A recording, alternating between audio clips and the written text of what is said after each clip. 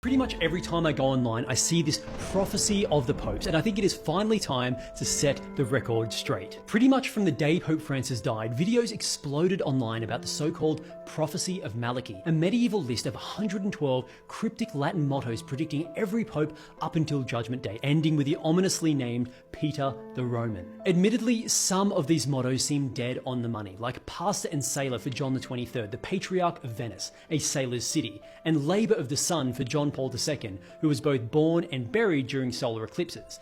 And if they line up, it means that Pope Francis is meant to be the last. So should we be panicking right now?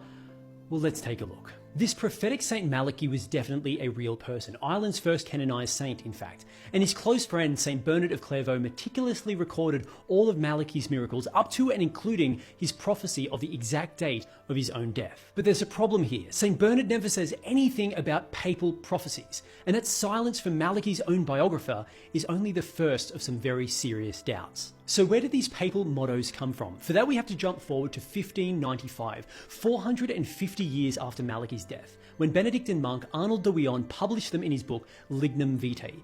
But when the first known copy of someone's work shows up 4 centuries after their death, it doesn't exactly scream credibility. The timing of the book is also very sus, published smack bang in the middle of the 1590 papal conclave. And the very next motto after the recently deceased Pope Celestine II reads, "From the ancient city," perfectly matching Cardinal Simoncelli of Orvieto, a papal candidate from that year.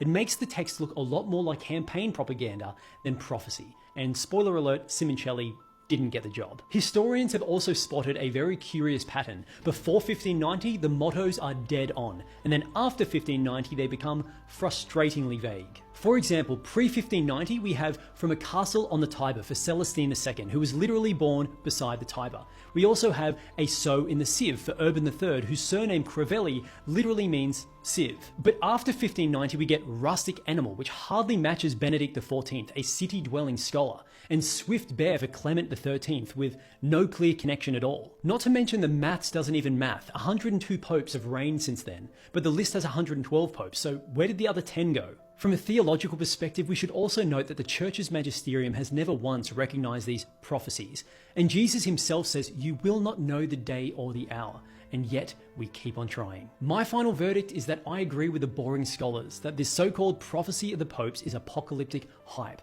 Despite a few lucky hits, it's almost certainly a Renaissance forgery. So please, instead of chasing hype, let's just pray for the soul of Pope Francis and for the cardinal electors entering the conclave, that through them God grants us a good and holy shepherd. God bless you all and keep the faith.